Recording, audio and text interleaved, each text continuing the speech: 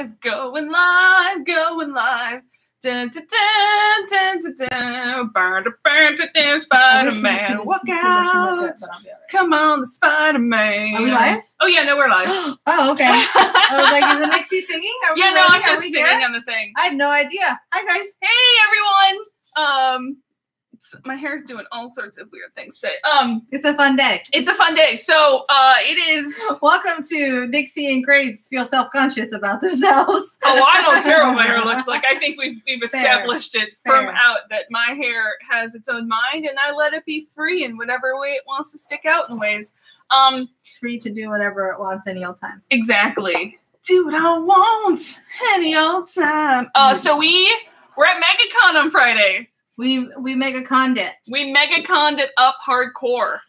There's not enough Stargate love out there. There wasn't. We got one really cool Stargate thing, which eventually will be in this video, but we just don't have it yet. Because I forgot it at my house. That's okay. We wasn't going to mention that fact. That's okay. I will out myself. I forgot it. But it was great. We got a couple people pointed us out, like in Stargate gear. Which is kind of fun. We were in Stargate gear, and I expected nobody to notice. Yeah, no, a couple people definitely. A couple were like, "Oh, Stargate." Especially because mine was like, I sort of went with the sort of later Atlantis, the all black, and so I was basically just I have these pants that weirdly are completely accurate to Atlantis. And I didn't notice it until I went back and read. It even has that. You guys, if you know it, there's that seam that sort of runs across the thigh. Like it even has those. So I just wore my hiking shoes and those, and the black, John style roll up. Mine was not nearly that cool. Mine was more like Stargate bounding. If you will. Yours was Stargate bounding. But I did have a cool jacket, a Sam's jacket. Yes. Because why not? There's even major oak leaves on it. Yeah. And a bunch of patches that I put on while we had breakfast that morning. Because that's how I work, guys. That's how we roll. Last minute as possible. But it worked. It's just a thing we do. We got it done. So before I was just gonna say we will have a little mini top secret cast. Yes. On Patreon. We recorded a couple brief things. And we might record a longer thing to put at the end of it about MegaCon, but it was fun. We got lots of things. I got lots of cool pins. Yes. Next is Gary Con. Gary Con? That's the D&D con. Is that coming here? No, it's in Milwaukee. I know. I do like Wisconsin, but that's quite a far away. It's very far away. I was like, is there seriously a D&D con coming? Boyfriend Jesse and I joked that that's going to be our honeymoon. And then I went, I draw the line at honeymooning in Milwaukee. All of us you can just honeymoon in Chicago. And then just drive up there. Okay all of us, the four of us who went, majorly went dice crazy. Guys, I'm not going to lie to you. Jesse and I alone spent $100 of dice. To be fair, we spent 70. Yeah. We spent 70. But I had to build my centerpiece, my fancy dice centerpiece. They had a giant vat. We're just going to talk now about MegaCon. It's okay. They had a giant vat. And they had a mugs, and they had this giant full Oktoberfest pitcher. Yes. And you could just scoop it and fill the entire thing overflow for $40 of random dye. Which we needed. Which they needed. And then we got a smaller mug that we picked out special dye. Mm-hmm. But then we also we spent more than $70 on dye because we also got the two fancy $30 sets. Yes, Nick treated us to full metal dye sets. Yeah. But just to show you the sheer amount of dye that Jesse and I got, we did not buy any fancy ones. Yeah. We just spent $100 worth of dye. Well, no, we spent then over $100 on dye because we had to get character dye sets. We'll save it for the MegaCon. Anyways, we're going to get into it. Let's thank our patrons, or let's do that we'll do it at the end of the regular cast. Just kidding. I don't remember how things work anymore. I don't know life. Press record. Okay. What episode number are we? 126. 126. Just push this guy? Just push that guy. Welcome to episode 126 of There's No Place Like Terra, a Stargate first watch, rewatch podcast. I am Nixie. And I'm Grace, and today we're going over season 6, episode 16, Metamorphosis. AKA not the cuff book. AKA X-Men 2000 whatever. AKA Hello Nurse. Do you see what I have literally in the first line of my notes? We'll get to that in a second. No, it's AKA, was it 2000 X-Men? The first X-Men. Oh, sure. Yeah. That sounds right. Like there's even the guy that turns into water on the beach. Like it's legit just X-Men, the origin story. AKA origin, I call them wildlings. Okay. The wildling X-Men. No, X-Wildlings. X-Wilds. X-Wilds, AKA X-Wilds. Yes. that hurt. We got to it. So this first aired on January 15th, 2003. Story by Jacqueline Samuda, which I just butchered. I'm sorry, Jacqueline. Samuda, thank you. Yep. Anyways, yes, that is Nirti. I was about to ask, isn't she an actress? She is. Okay. But she's also a writer. What? Like outside. And James Technor, sorry. Tishner is what I would say. That's probably accurate. He's written one other one, and when he wrote that, Menace, which is the other episode, he is actually the visual effects supervisor and producer. Whoa. Which I mentioned at that time, too. Yeah, this is sort of, I think, the last one he helped I write. now want them to also be married. Like, I want them to have even more connections. And it's directed by Peter DeLuise. Again, I missed a cameo. If someone saw it, I'm sure it would have been at the SGC. Maybe he's one of the guys covered in stuff. He's just one of the wildlings otherwise. He's one of the ones covered in stuffs. Speaking of the stuffs, this episode did win a Leo Award for Dramatic Series Best Makeup. Well, yeah. Fair. Yeah. Well earned. Yeah, for sure. And Woden is... I'm going to start using that as an exclamation. Woden! Whereas I just called him, oh, my mind just blanked. Magneto. I just called him Magneto. I like that. Yeah. I just called them all the wildlings. I really did. You can look at my notes. But Woden is played by Dion Johnston, who has played a ton on Stargate. He was Lieutenant Tyler, he was Neonac, he was Chaka, he was Captain Nelson. I know you said that, but all I could think of was Rian Johnson, and I was like, that's not the same person. He is not Rian Johnson, no. No. So yeah, we start the episode with Hello, Nurse. Oh, yeah. Very much so. Very much. Oh, now, if we're going to go there, yep. You think he's more a yakko or a wacko? No, because he's Sam's yakko. Definitely Dot. Yes, Sam's Dot. No, Jonas is yakko. You don't think he's like the shy wacko type? No. Who's playing? Okay. No, that's Jack. Okay. Yeah. All right. Yeah. I'll buy it. Yeah, because I don't know where Teal'c plays into it, but I think Jonas is yakko. Teal'c is the guy who's trying to like keep them in the tower. Whose name I forgot. The human. Oh yeah. Because in that world, Teal'c would be the human. Also, guys, my favorite voiceover artist of all time is Rob Paulsen. I love him, and he's also from Detroit. And he's my favorite. And that's also why I love Yakko. To be fair, I loved Yakko way before I realized who voiced Yakko. Yeah. Anyway, so Sam catches Jonas flirting with the nurse, Lieutenant Rush in the elevator, and Rush leaves as Sam jumps in the elevator with Jonas. And, Jonas is thinking about asking her out. Yeah.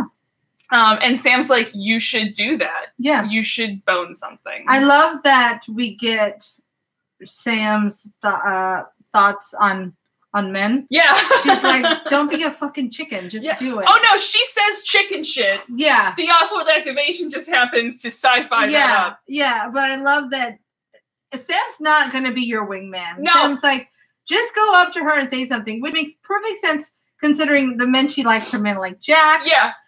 Who are just like, I'm just going to go get this job done. But I love how Jones is like, well, on my planet, it makes sense to have someone wingman. Yeah, and on she's my like, planet, we're all teenage girls. Can you check it? Can you give her this note that says, do you like me, yes or no? Also saying this at bracelet again, and I really want it. So, off-world activation. And yeah, she does say chicken shit. So they rush to the control room, and it's SG4, which is the Russian team. And, like, first of all, the gun that the first guy carries through is crazy. Okay, yeah. Like, it's crazy. Yeah. It's like, what it's beyond Rambo level. Well, I think he's, like, intimidated by Teal'c's staff Probably. so he's like, well, I'm going to carry this then. But I also love how Walter doesn't even call them SG4. Yeah. Walter calls them the Russian team. The Russian team. Here come the Russians. It's just like, they get no respect. No respect around this place. I need a red tie. And they're requesting medical help. And through the gate with them, because a very frail-looking alien, human. A wildling, if you will. Is a wildling. And Jonas helpfully reminds the viewers that no, aliens are not allowed through the gate without their permission. So Jack comes into the gate room right ahead of the metal team and is like, what the fuck and who is that? Yeah. Who is this wildling you brought us? He smells awful. His name is Alibrand. And Nerti is experimenting on his people. And Colonel Evanoff is just as like to Jack with like a smarm on his face going, I thought you'd want to know since you were the one that let her free. Remember that time that you screwed out by letting this woman free? Now we're all paying for it. Credits. Yeah. Dun, dun, dun. And we pick up right after the credits with Jammond coming through the gate room. Yeah. Through the door. And he is super pissed. Yeah. As Jack is like, well, old Sergei brought back this guy from 367 without authorization. Look at all these diseases he just carried into this earth. And apparently, Evanoff promised Alibrand, I keep wanting to Alibrand, it's Alibrand, that Hammond would help him. Just promise that. Meanwhile, I just decided things for you. Meanwhile, Janet's like, well, yeah, you guys are talking. This guy's in pain. I'm going to go help him. Yeah. There is something, it does humanize the Russian team for us a little, because it's like, look, there's a person in trouble. We brought back the person in trouble. Yes. It's a bit shittily done. It's shittily done, and I do not think that altruism was their only goal in that. Yeah. No, it was about showing up, Jack, being like, look what you did. We have proof of the thing you fucked up. So in the isolation room, like, everyone is crowded around this poor guy, and Janet and her team as they try to work, and everyone, because everyone has to be there to hear him tell his story. Gather around the campfire. Of who lives, who dies, who tells your story. Hamilton reference for the day. And there's one. And he's like in extreme pain during all of this, because I guess the morphine hasn't kicked in yet. Yeah. So Nerti arrived on his planet saying that she would help them because it would be fun though if the morphine kicked in while he was telling the story, and it's like, why does this story all of a sudden have pink elephants? What's happening? Robots parade, robots parade. Wave the flag that the robots made. He just starts singing Bare Naked Ladies randomly from another planet. Yeah. So anyways, they were sick and she arrived saying that she would help them. He spent time in this machine, like not as much time as everyone else has yet, and it changed him on the inside. Right. Where his heart is. I was about to say the same thing. But he saw one of his people die. He's like, I'm a Cadbury egg now. Everything is mushy. But very sweet. Very, like, overly sweet. Like, straight sugar in the inside. And he saw one of his people die in some absolutely horrible, miserable, horrible way. And when he questioned her, she's like, you may go now. Yeah. And when he got back to his village, everyone was gone or dead. And he realized that Nerti lied to them and killed them all, and they were the last of their people. So Sam's like, well, what machine was it? And he's like, I've never seen technology before. I don't know what the fuck you're talking about. The fact that it's magic. A machine is enough for me. Like, that's all I can give you. That was a reach. So he explains it, and Janet's thinking it is some sort of machine that alters DNA in real time. And they're pretty sure she's trying to make a Haktor again. This time not with eugenics, but with actual DNA manipulation. That's a woman with, like, one-track mind, for sure. One-track mind. Must build army. So if she perfects it, then she could alter her own host's DNA. Yes. And become basically just like super. She's super trying gold. to super mutate. She basically just because Dark Phoenix over the galaxy. Oh, fair. Yeah. If we're gonna go with the X-Men theme. Let's stick to it. Yeah. Oh boy. So Evanoff is like, well, I saw that Nerti only has a few Jaffa. we've been doing this now for 6 seasons. I'm pretty sure we can get in and capture or assassinate her if need be. Yeah, we can handle a few. Yeah. And if we're feeling spicy, we can kill her off. Mm-hmm. So Hammond's like, yeah, that sounds good. You should do that.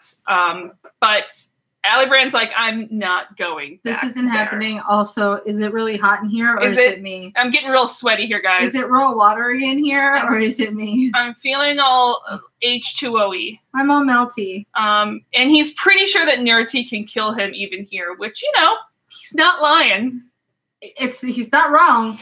So Sam then suddenly remembers what happened to Cassandra, and they're like, we should see if he has a bomb in his heart. Right.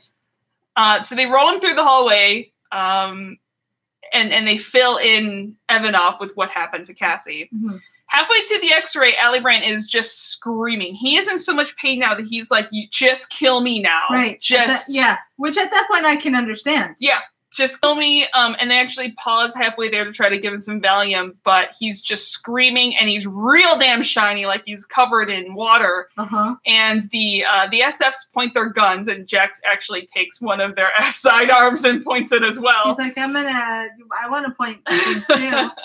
And then Alibrand starts convulsing and screaming, and then he just turns into water and splashes all over the floor. He just implodes. He implodes like a water balloon that was sitting too long. Uh-huh. And then instead of like popping big, it just kind of goes blank. I would like to see the stop motion, the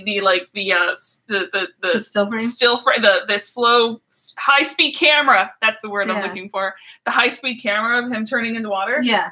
It just looks like a water balloon just kind of going blank. Because I always love when they like shoot the water balloon with an arrow or something, and then the balloon goes, and then you just have water sitting there in a circle. And that's kind of what I envision happening. That's exactly what happens. Sam figures she must have It's like water is like Stormy when I open the door. For a second, it doesn't know what to do, and then it's like, oh, run! But it takes a second, like just for a split second. It's like, what do I do? What do I do? What do I do? Oh, now I run. Mm-hmm. My boy's not the smartest. He's a sweet, sweet boy. So Sam's like, we must have written a time delay. Twice Gryffindor, not Raven. I'm done. Well, we established that Kaylee's Slytherin. Yeah, it's fair. Kaylee's basically like the mascot of Slytherin. Yeah, she's appropriate. They're gonna change it from a snake. They're gonna turn it into a Kaylee. Yeah, just a Kaylee, not a dog, just a not Kaylee. Not a specific dog, like not like just a Kaylee will be their mascot. I love her to death, but she's the most Slytherin dog I've ever met in my life. So Hammond is smart though and picks up the phone and is like, "Can we have a hazmat? Because how do you clean up a water that used to be a person?" Oh. Do you just put that into the sewers? Is there like gelatinous chunks in there? Oh, imagine that going into the reclaimed water pile. Like I'm just envisioning like when you see a jellyfish on land, like that look. Well, hopefully, maybe it just dries out. Yuck. Yuck. I don't want to. It makes me realize that I'm really glad I'm not on the cleaning crew of the SGC. Yeah. Oh, God. The stories that they would tell. They probably cleaned up some really disgusting shit. Yeah. I mean, this might be on the high mark of stuff they've cleaned up. In fact, I feel like, why isn't there more stories of people who deal with hazmat? We need the next generation storyline of Lower Decks. Or even just in general, like, the people in hospitals, imagine the shit they see, like, as much, like, amputations happen. Have you ever watched the show Misfits? No. Okay, you would probably really enjoy and I haven't seen all of it, but it is, I believe, a BBC. Yes. One of the extra. I do know it. I think it was on Hulu for a little bit. Yeah, okay. But they're basically a janitorial crew who get X-Men powers. I like it. But like the weirdest versions of X-Men powers. I'm in.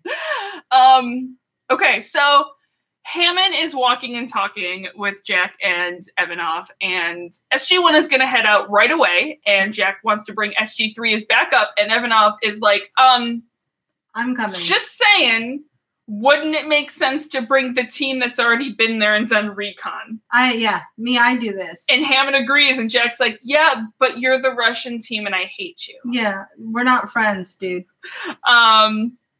But Jack has no choice, so he has to agree to it. Evanoff leaves, and Jack reminds him that, look, you have to play nice with SG4. Like it or not, they're part of the SGC. And Jack's like, yeah, that's great, and I'll play nice, but do they have to play nice with my team? Yeah. And, you know, he's like, okay, fine, but you're still in command. And Jack's like, I will be happy to remind him of that. All the time. Every time. Every chance he can. So, on the planet, they arrive. Aeronav's going to go with SG1, and the rest of the team's going to stay here at the gate so we don't have to learn their names and have more people on this mission. Right. That's... It just doesn't matter. Yeah. There's just a lot of people coming through the gate. Some of them are all, like, they're not even red shirts because they don't die. Exactly. Like, they're even below red shirts. Yeah, you're like a pink shirt. Yeah. So they sneak. They roll pretty high on their stealth rolls, and her like Nerti's guards look bored as shit. Yeah, because what the hell do they have to guard from? Like nothing ever happens out there. They're basically sitting there picking daisies. So Sam and Jonas are going to be the diversions, and we see Sam and Jonas setting C4 for their diversions. I love this. So it's like, what kind of diversion are they going to make up? Of course, it's explosions. Yeah, blow up fancy things. We're going to blow shit up. And Sam blows it, and a firefight ensues, and Teal'c gets a cannon. Teal'c loves when he gets a good cannon. Yep. And it doesn't take long until the firefight's done, and Jack takes out the one last Jaffa who's running away.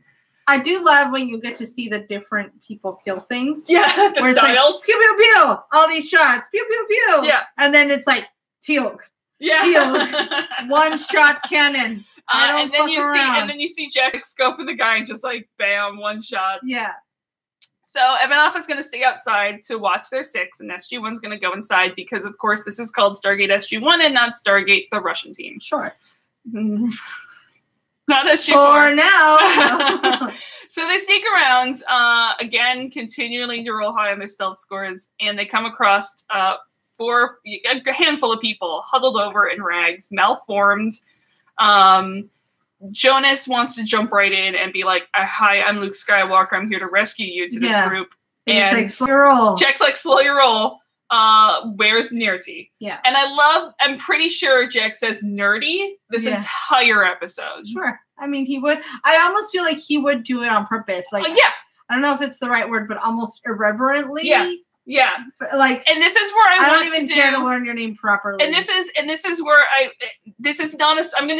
there's one thing from Solo, the film, that I want to mention. It's not really a spoiler because we've seen it. We see it happen. We see it happen between Lando and Han in the later movies. Lando calls Han Han on purpose. Ham. Always. I would just call him Ham. He gets corrected and Ken used to call him Han, which is why it very much seems to me a Jack thing. Nerdy. Your name is Nerdy. Yep. Also, guys, Solo's so good. Listen, we didn't need a Solo film, but the world is better for having a Solo film. So Nerdy's not here. Nerdy's not here. But she'll be back for their treatments very soon. And like, look, we don't need help. Nerdy's helping us. Yeah. We're covered. So for a second, I thought this could qualify as Stockholm Syndrome, but it actually doesn't.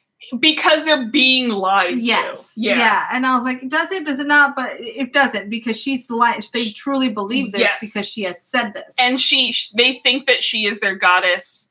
And like, they try real hard to be, please get woke. Like, they try to woke these people real bad. And they're like, nah, they're towing the line. Coffee is having the opposite effect on me. Well, when it's like that, when you spike your coffee, there's the upper and the my coffee's spiked. I don't know about yours. Nobody knows that part. Bartender Nick made homemade Kahlua.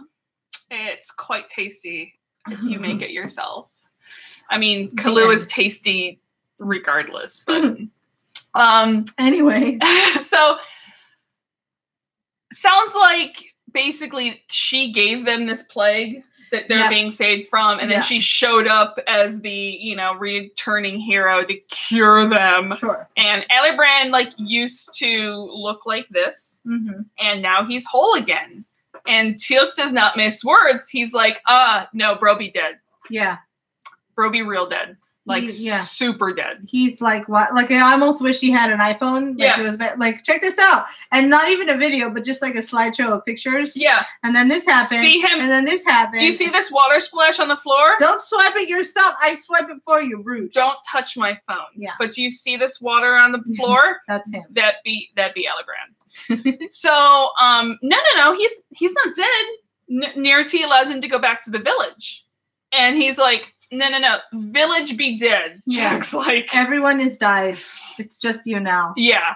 And Jack notices sort of how tense these people are. He's like, no, it must have been a different Alibrand. It's a common name. There's clearly and a bunch of them. It's like John Smith, guys. And he sends some look to Jonas and Teal'c.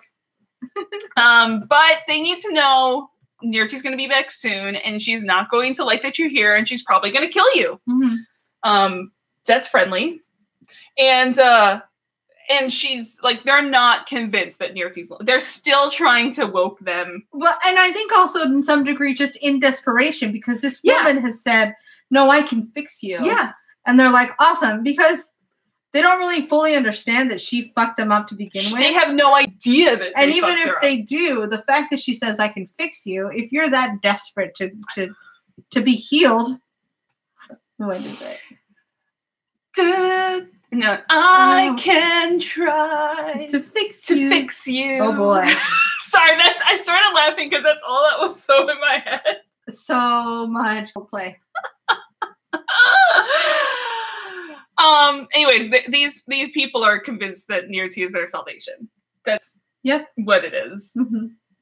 So there's a machine here. Sam's like, look, there's technology. I'm pretty sure this is ancient tech. And I can't figure it out before Nerty gets back. Right. So we're going to just probably best bet is to wait and see if we can get her to convince us to reverse. If we can convince her to help us to reverse it. Yeah. And we're like, good luck with that. That's always been a thing that you could do with Nerty is a reason. Yeah, really with any gold. They're really good if they hear they're good so ideas. Big about reason and being rational. Yeah, they're not passionate or power hungry at all. No one's just ever tried to talk to them reasonably. It's just show them the points, make them a diagram, pull out a PowerPoint, flowchart that shit out, pro-con list. Okay, they're gonna listen to it real well. Deals, all of them. Bring out your best accountants. I don't know, people who deal with reason. But Igor.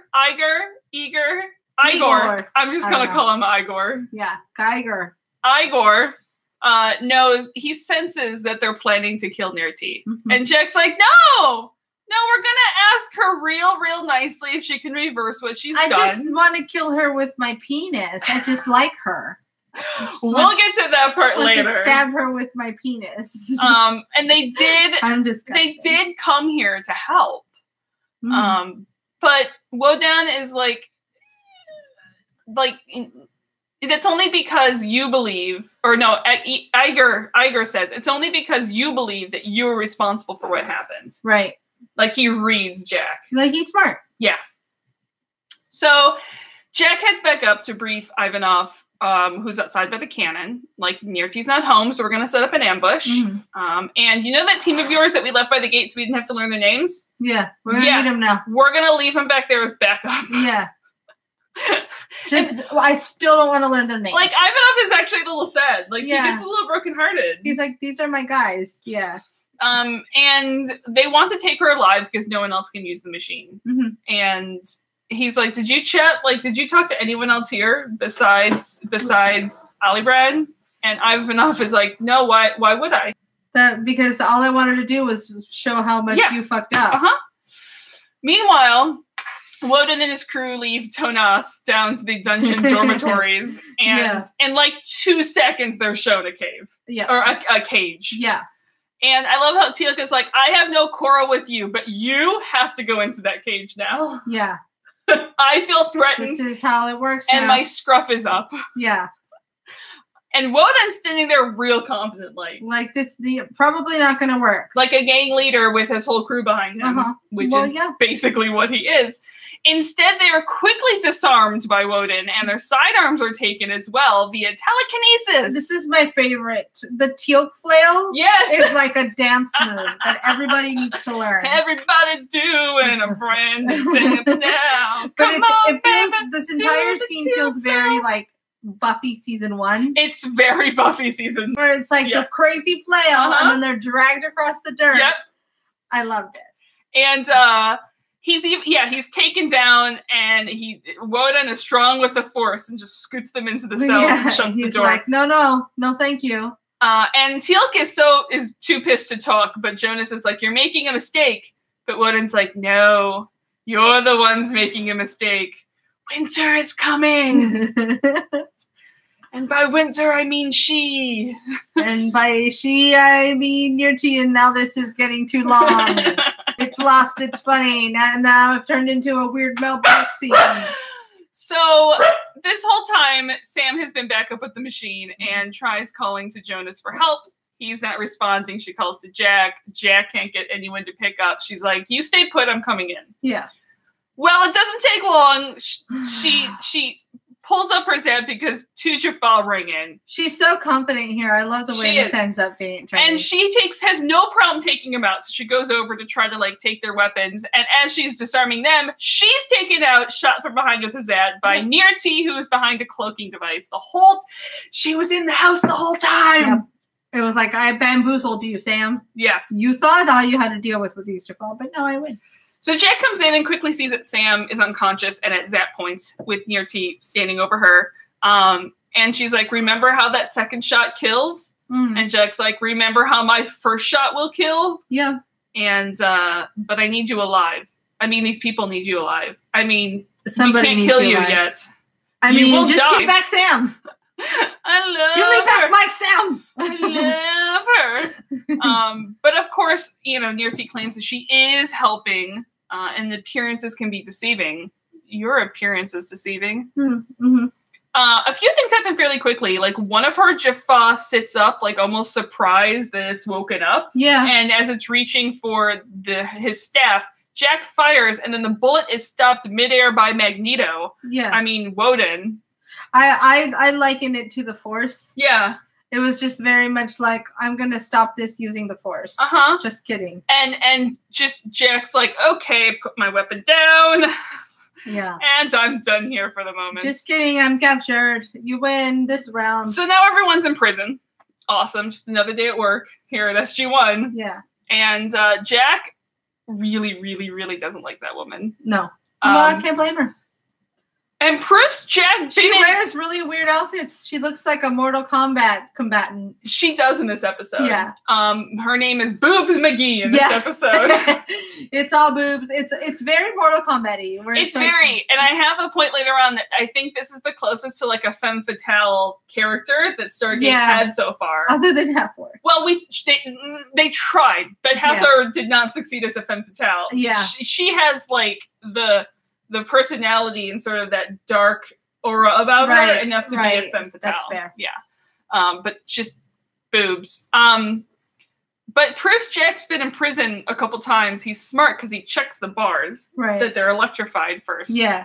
He just kind of taps them to see if they're hot, essentially. So, as far as they've learned, Wodan is telekinetic and Igor is telepathic, and who knows what other X-Men are around them. They're all something. And Jack gets up in his soapbox, greets them all. He's like, look, we're here to rescue you. If anyone can, bend steel, run faster than a speeding bullet, leap tall buildings, please let us know. Raise your hands. More powerful than the locomotive is the line. Yeah. It's the best part of the line. And sort of everyone ignores them and walks away. And I love how Jonas is like, I don't think they know what a locomotive That's clearly the issue here, is that they don't know what a locomotive is. Thanks, Jonas. Very Good job. helpful.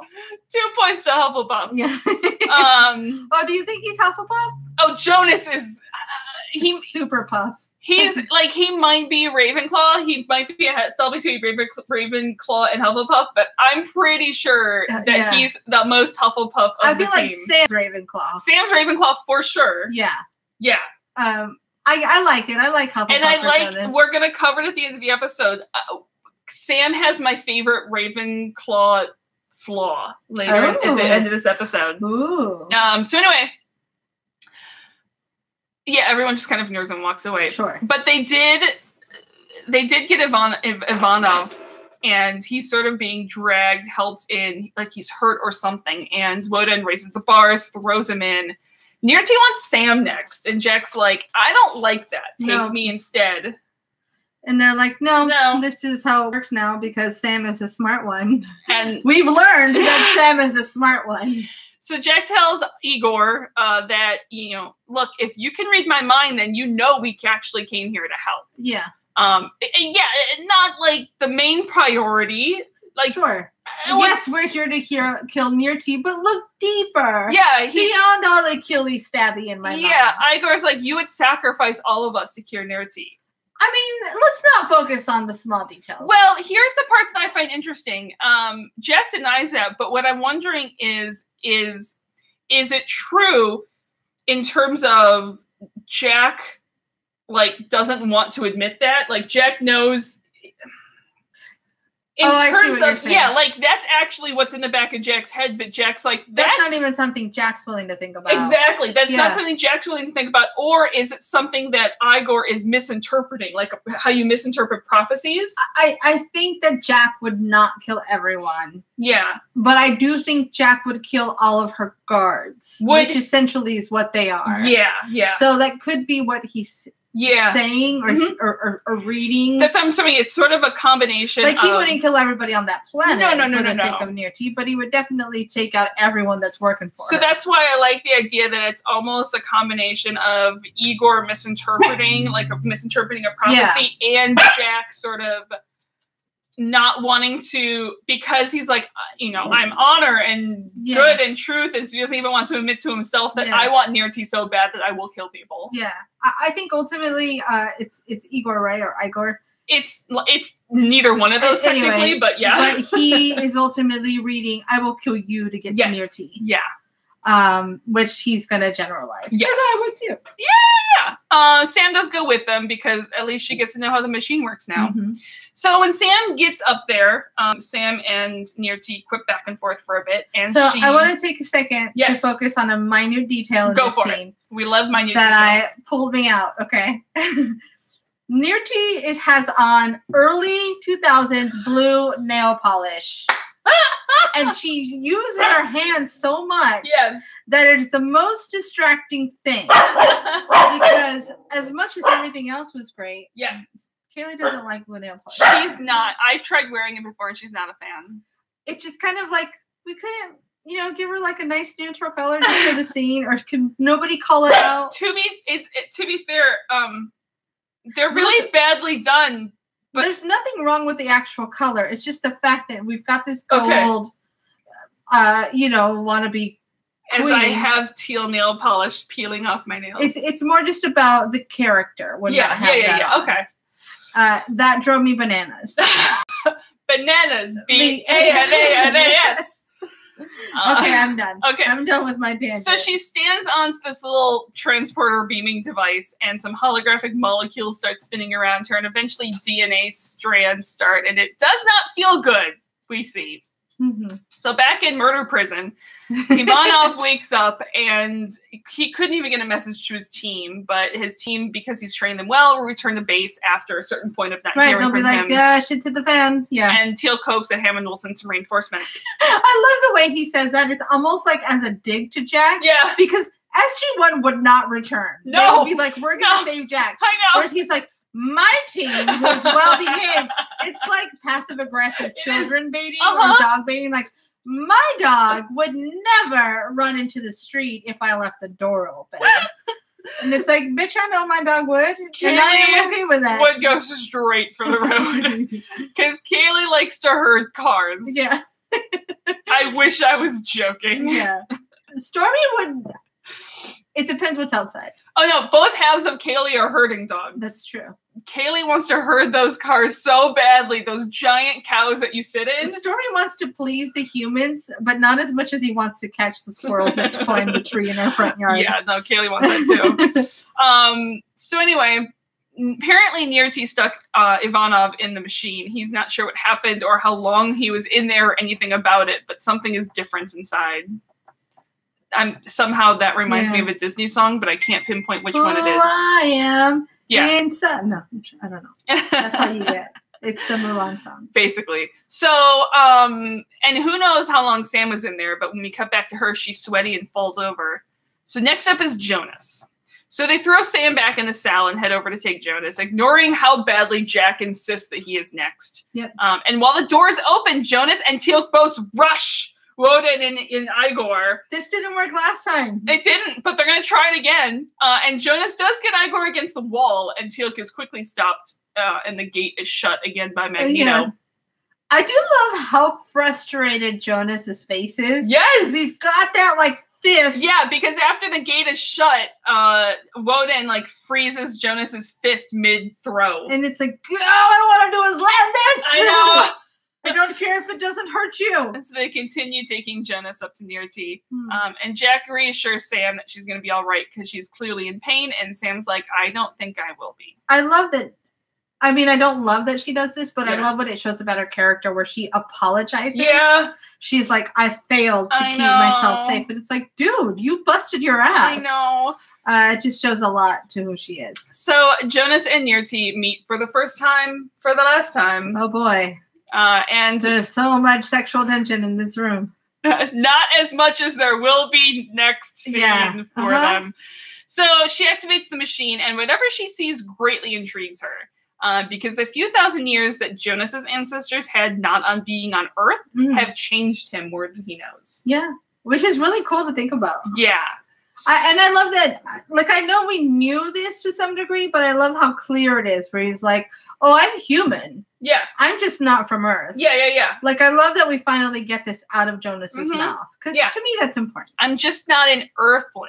Yeah. I'm an Earthen. And I think, I think we could have deduced that he's somehow advanced. I mean, the fucking man can learn a book. He is like that photographic memory. Yeah, all that other stuff. Yeah. So there's definitely something that we're like, well, yeah, but thanks for making it clear. Yeah. Exactly. So back in the cells, Ivanov is in pain and hoping for water, and he looks right now about the same right before. Remember that thing that happened to Alibrand? You're going water balloon, dude.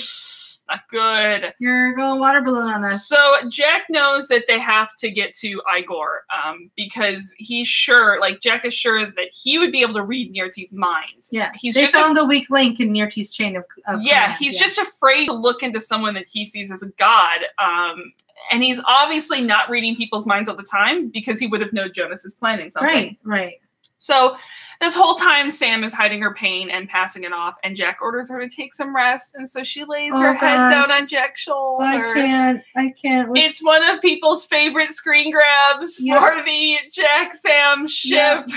It's awful and great because adorable. It's super adorable. It's super cute, but you're like, Sam's fucking dying. Sam is fucking dying. Because she would never be willing to be this vulnerable. Well, and not just that, but like they both, like it's like this weird balance. Like they both know they're butting their heads up against something that they shouldn't bump their heads against, so they just ignore the situation. So it's the one time where they're both like, okay, we know there's a line here, and we're gonna get as close to that line as we can possibly do. It's like the equivalent of, I mean, for them, it takes someone dying. Yes. But when you're younger and you know someone and you're like, there's a line here, there's something going on, let's get real drunk. Yeah.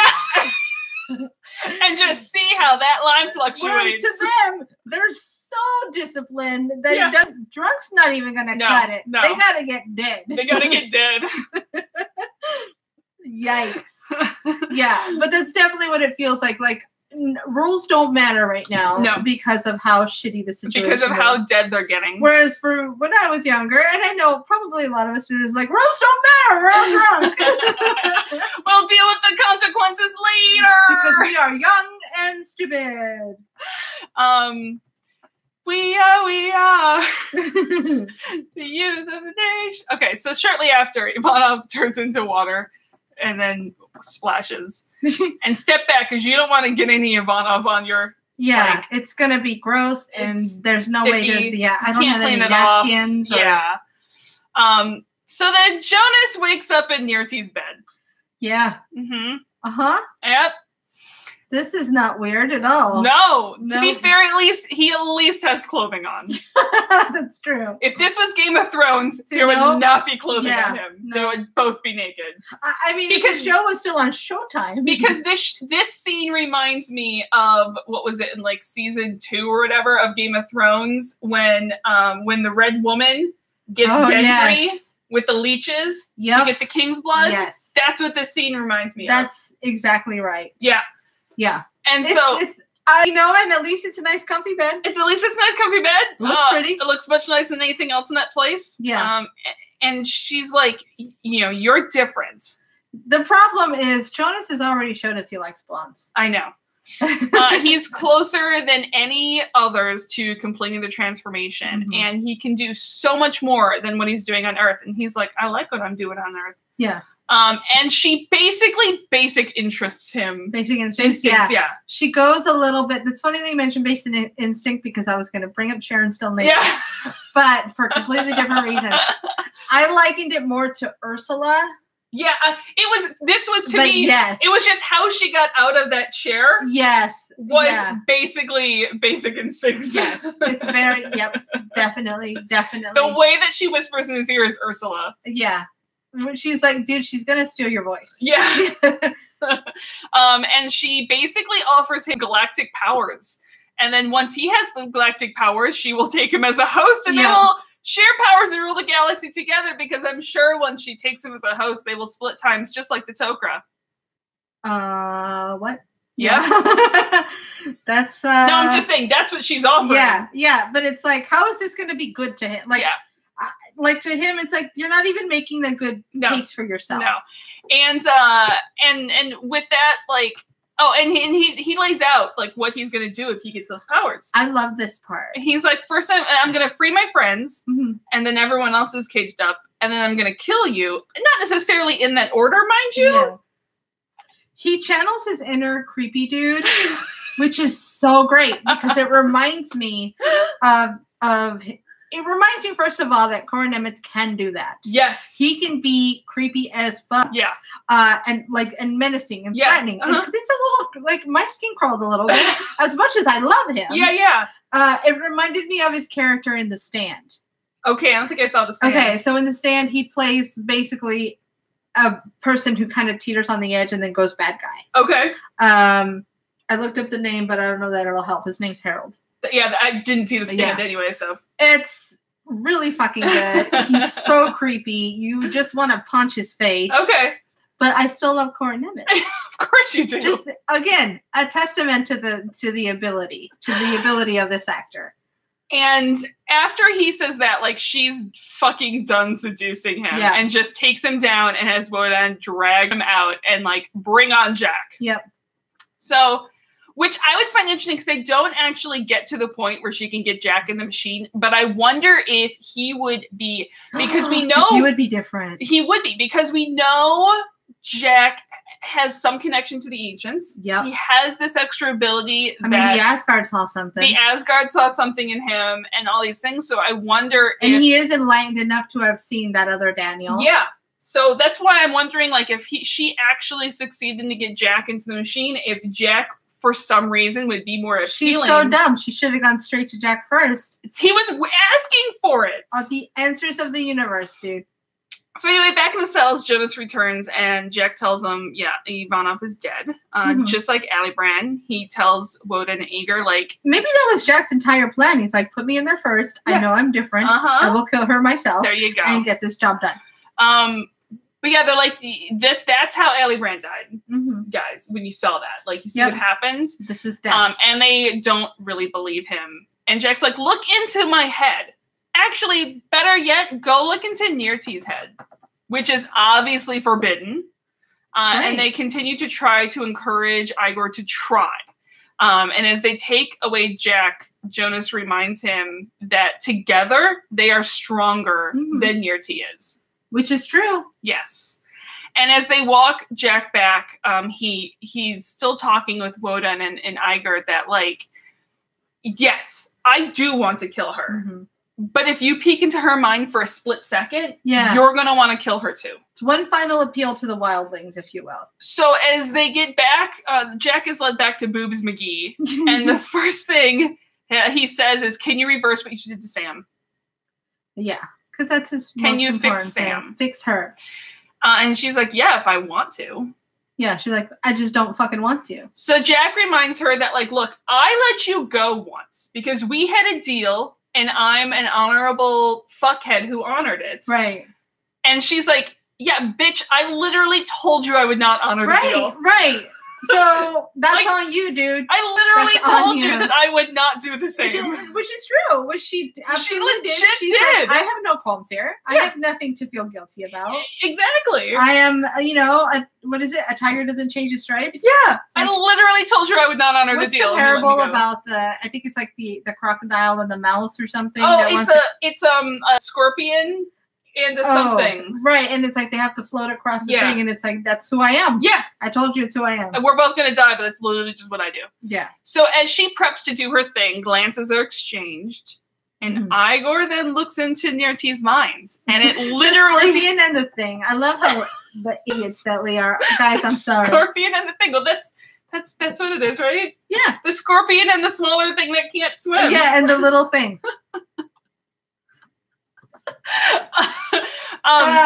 But it does take about a split second for Igor to be like, yeah, she murdered everyone. Yep. And she wants to kill us too. She's gonna murder all the things. So Woden quickly disarms the Jaffa and breaks their necks. Yeah. And Nerti's like, I love that they take a chance. Almost, they're like, Java Creek. Nope. nope. No Creek. No Cree. None of it. Woden's like, and she's like, I command you. And we're like, command you? Command what? Yeah, Bitch. And just please. like Yeah. raises her up with the just force. It's literally just Darth Vader in A New Hope. A force choke. It's just a force choke. Yep. And wants to kill her, but Jack's like, don't kill her yet. Because Yeah. she's the only one that can make this machine work and save everyone. Mhm. Woden gives no fucks. Yeah. Snaps her neck and she collapses to the ground. Yep. It's like, you don't understand how powerful I feel right now and how good this is. Yeah. Snap. Yeah. And Jack is like, what the fuck, dude? That's the one chance we had. And Igor's like, nope. I stole all her knowledge from her brain before she died. Uh-huh. We got this covered. So they go and they rouse Sam, and they got to her just in time because she is about to turn into she's a about water to go bladder. mush. Yeah. She's about right to now go. she's Jello. And it works. Igor saves her. Ta-da. And they can save everyone before, they know the truth. Like, they can save the entire village now. Right. And Jack's like, Hail Dorothy, the Wicked Witch is dead. And he's like, no one? Guys, it's a movie? Dude, they didn't know locomotive. Like, you think they're gonna know? Margaret Hamilton? Anyone? So the point is these people can now rebuild their village and leave again, and the SGC is going to help them with supplies. Right. And Sam would love to. And now they've got allies. They got allies, and Sam would love to study this machine once everyone is cured. And they're like, no, we're fucking destroying it. No, Ravenclaw. Yeah. You cannot keep No a machine Ravenclaw. that does terrible things to people. And I love this part. This is the part I love about Sam, because this is my favorite flaw of Sam's. Okay. The fact that she just sees the technology. Yeah. Her curiosity to know how this machine works, she is blind to the fact that the pain this machine caused and how much of a symbol this thing is. Yeah. And that's why I think we talked about this like a couple years ago on the podcast. Like, we were trying to discuss what a Dark Lord from Ravenclaw would look like. Right. Like, this would be it. Like, it's just the curiosity of knowing how something works and knowing how the universe works is so much stronger. It's kind of like all the people that were able to perform vivisections were probably Ravenclaws. Exactly. It's not that they were evil, it's that they could not get beyond how important it was to know how this shit works. They're like, well, we're knocking them out so they don't feel it. Yeah. And it's not that they're amoral, it just doesn't hold the same amount of weight. Exactly. So, I mean, clearly I'm not saying Sam's going to be performing fucking vivisections anytime soon. But it's like, Ravenclaws push too far in the wrong direction, psychopaths. Exactly. Sociopaths. And so that's why I love, to me, this is Sam's greatest flaw. Yeah. She fair. has to know how this, and actually, because I have a D&D character that's based off this, Sure. there was a point where we had this like weird trap thing, and everyone's like, no, we're moving on. And I'm like, I need to fucking understand how this weird trap thing works. Okay, but you're gonna die. And I'm like, bye. but I have to know how this trap thing works.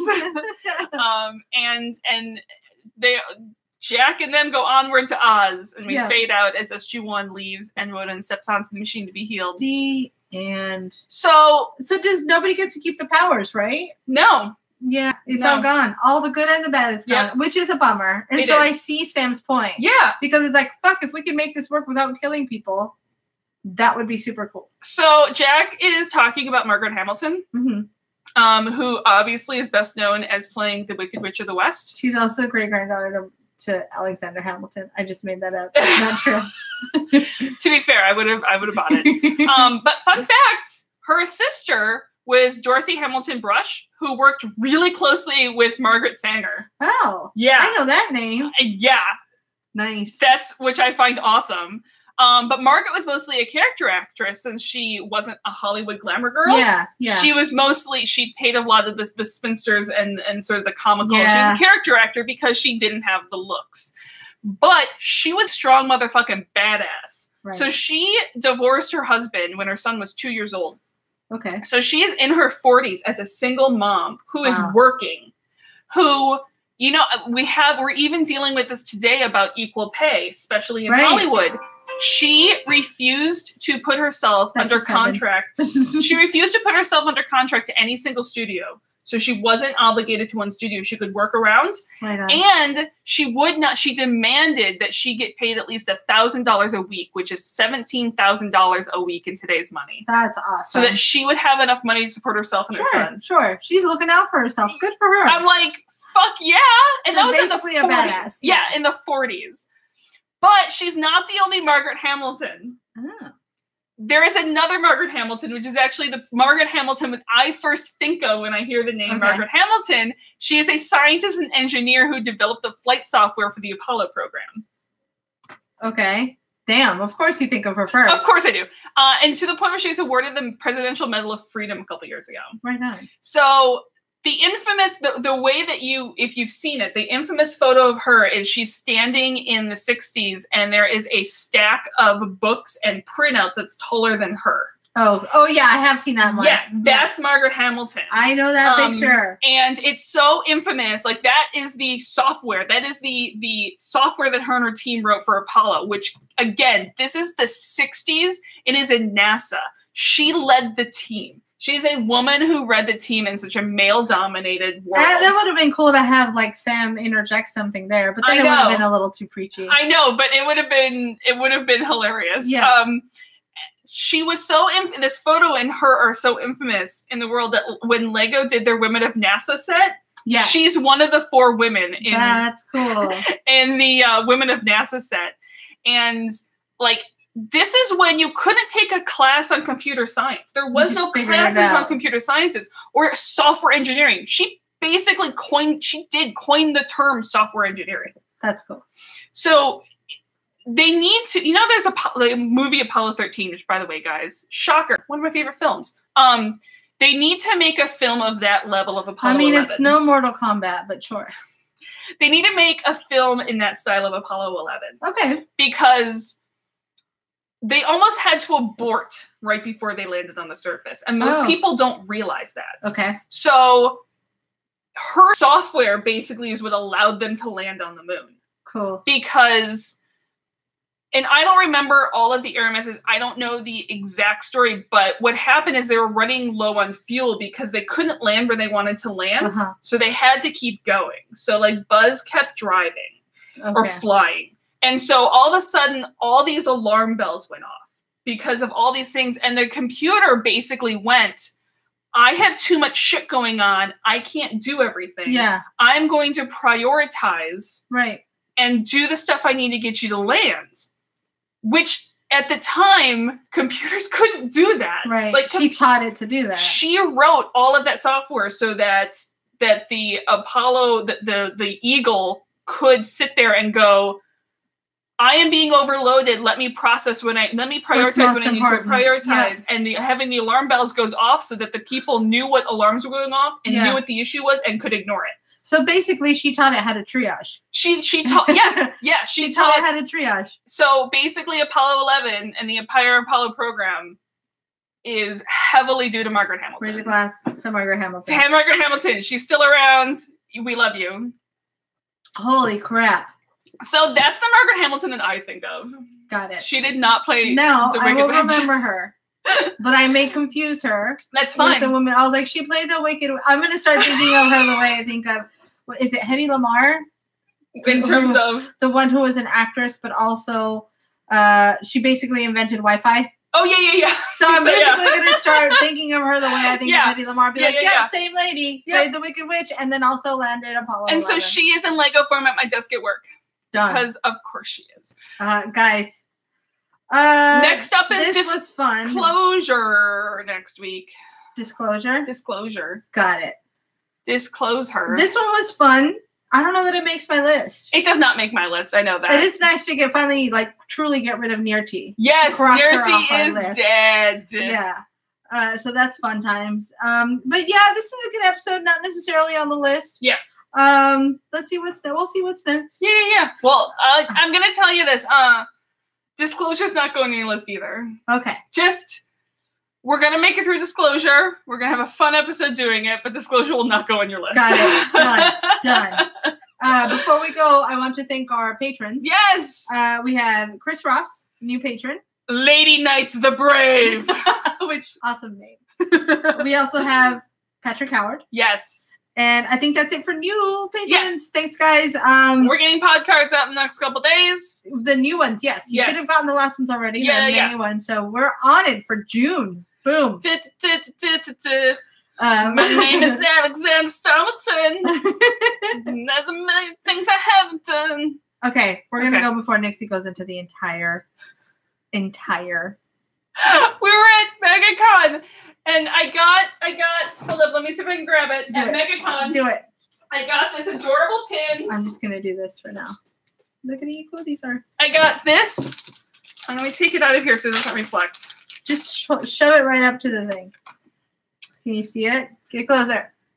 Yeah. So, for those of you who can't see right now because you're listening to the audio, I have a little pin by Karen Hallen, and it is Stitch from Lilo and Stitch as Alexander Hamilton. So when I got this, and it says "Immigrants, we get the job done." Well, the print of it says that, but the pin doesn't. Oh, damn, you're right. But when I picked it up, someone commented about how their friend is obsessed with Hamilton, and I proceeded to just start right at the top of the show and just continue singing until someone shut me up. Says run. Save yourself. Yeah. I can disarm this, but it's going to take a while. You should run. Alrighty, we're going to see you guys next week. As always, you know where to find us. On Twitter, we're at Terra Podcast. Facebook at There's No Place Like Terra. Gmail, at email, you can, There's No Place Like Terra at gmail.com. At email, patreon.com/There's No Place Like Terra. We love you guys. See you next week with Disclosure. Rate us, like us, review us, Apple Podcasts. We'll see you next week. Bye. And bye. Cool. Oh, wait, we're still recording on